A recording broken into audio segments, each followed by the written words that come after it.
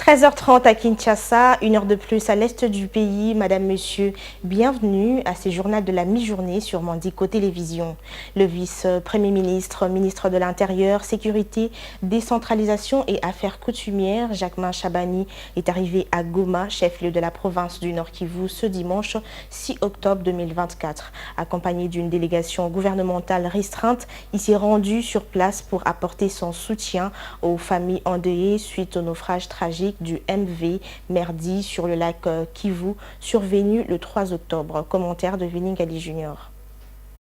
Le vice-premier ministre, ministre de l'Intérieur, Sécurité, Décentralisation et Affaires coutumières, Jacquemain Chabani, est arrivé le dimanche 6 septembre 2024 à Goma, chef-lieu de la province du Nord Kivu. Dès son atterrissage, il a été accueilli par une forte délégation à la tête de laquelle se trouve la ministre des Affaires sociales, Action humanitaire et solidarité. De l'aéroport, le vice-premier ministre Jacquemain Chabani, accompagné de sa délégation, a pris la route en direction du port de Kitutu, lieu du drame situé dans la commune de Goma, au quartier Kieshero. Sur place, le chef de la délégation gouvernementale et patron de la sécurité a fait les constats. En même temps, il a reçu des explications sur les vraies causes de ces énièmes naufrages sur le lac Kivu qui a causé une trentaine de morts et 58 rescapés survivants. À savoir que jusqu'à présent, le bateau MV Merdi est sous l'eau avec des corps coincés à son bord à environ 200 mètres de profondeur. L'envoyé du gouvernement souminois a, au nom du président de la République, réconforté les habitants de la ville de Goma et les familles éplorées sous les ovations frénétiques de ces derniers. Le gouvernement de la République est plus que déterminé à retrouver les corps de ses compatriotes qui ont succombé à ces drames pour leur rendre les hommages dignes selon les us et coutumes de la RDC.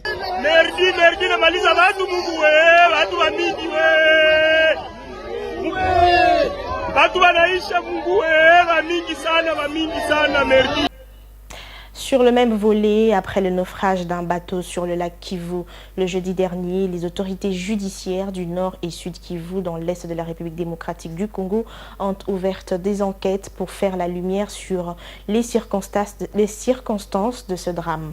Les gouverneurs de la province du Sud Kivu, Jean-Jacques Pouroussi, l'a annoncé le week-end. Ses membres de l'exécutif national s'est rendu sur place pour assister les rescapés et voir comment organiser les obsèques de victimes. Suivez.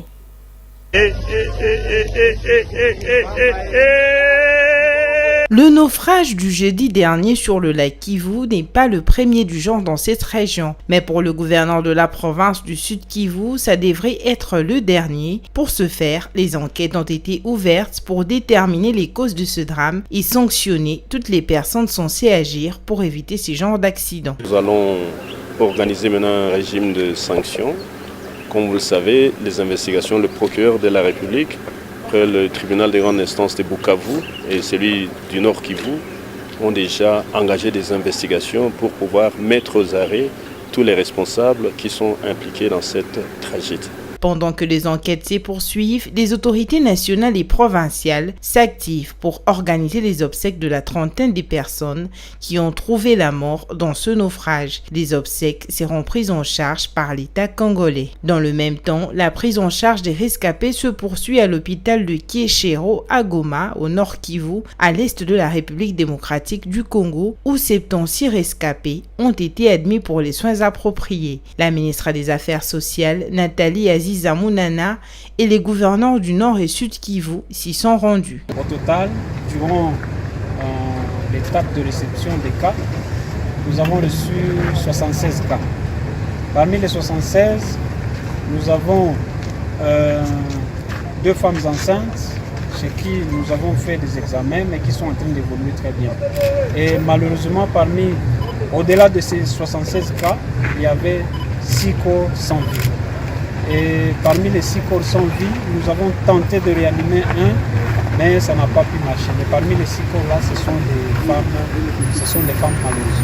Pour les Congolais en général, les habitants du Nord Kivu et Sud Kivu en particulier, les enquêtes ouvertes devront réellement aboutir aux sanctions pour que le lac Kivu et les autres voies de navigation du pays cessent d'être des cimetières. Pour rappel, le naufrage du bateau MV Merdi sur le lac Kivu était survenu le jeudi 3 octobre 2024 vers 11h à environ 600 mètres du quai d'accostage du port de Kituku à Goma, chef-lieu de la province du Nord Kivu. Ce navire provenait de Minova dans le territoire de Kalehe dans la province du Sud Kivu, d'où l'implication des autorités provinciales de ces deux provinces dans la recherche des solutions pour les victimes de ce naufrage. L'actualité, c'est aussi en dehors de nos frontières. Quelques heures après la fermeture des bureaux de vote en Tunisie, les partisans du président Kais Saied s'y sont rassemblés sur le marché du théâtre de Tunis pour célébrer la victoire du président sortant. Malgré les célébrations de partisans de Saied klaxonnant dans les rues de la capitale, l'ambiance générale semblait loin de l'effervescence des deux dernières élections présidentielles. Regardez. D'après des sondages de l'Institut Sigma diffusés sur la télévision publique, Kais Saied a remporté 89,2% de voix au premier tour, dévançant largement ses concurrents Ayachi Zamel et Zouer Magzaoui. Je suis venu ici après avoir entendu les résultats à la télévision publique. Je suis heureux pour Kais Saied. J'espère qu'il travaillera en faveur de la Tunisie durant les 5 prochaines années. La Tunisie est un beau pays, un pays béni. Kais Saied a obtenu 89% des voix. Au moment de la clôture de bureaux de vote, seuls 2,7 millions d'électeurs, soit 27,7% du corps électoral, avaient voté, un chiffre bien inférieur aux 49% de participation du premier tour de la présidentielle de 2019. Nous en avions assez du régime qui existait avant Kais Saied. Nous voulons un leader qui veut travailler pour la Tunisie. Ce pays était sur le point de tomber en ruine. Nous sommes très heureux. Je suis venu ici avec mes enfants pour faire la fête avec les Tunisiens. Le premier mandat de Kais Saied a été tumultueux, marqué par une crise économique, la suspension du Parlement et une révision constitutionnelle renforçant ses pouvoirs, mais ses partisans restent convaincus de sa capacité à réaliser son projet de bâtir une nouvelle Tunisie. Clôturons ce journal au Niger où des pluies, allais-je dire, et inondations ont contraint les écoles à retarder la reprise des cours. Initialement prévue pour débuter le 2 octobre, la rentrée scolaire a été repoussée au 28 octobre prochain par les autorités. Regardez. Peu d'établissements d'enseignement ont été épargnés et ceux qui sont restés intacts sont utilisés pour héberger les personnes forcées de quitter leur maison à cause du déluge. Jusqu'à présent, les dégâts causés par les inondations qui ont touché de nombreuses régions de ces pays d'Afrique de l'Ouest sont encore visibles dans la capitale Niamey. Après 3 mois de vacances, les enfants resteront à la maison pendant encore près d'1 mois. Nous n'avons pas l'habitude de laisser les enfants désœuvrer pendant les vacances. Nous les amenons dans des écoles coraniques. C'est ce que nous allons faire maintenant. Le gouvernement a déclaré qu'il réparait les écoles touchées et a souligné que toutes les mesures nécessaires devaient être prises avant que les jeunes apprenants puissent retourner en classe.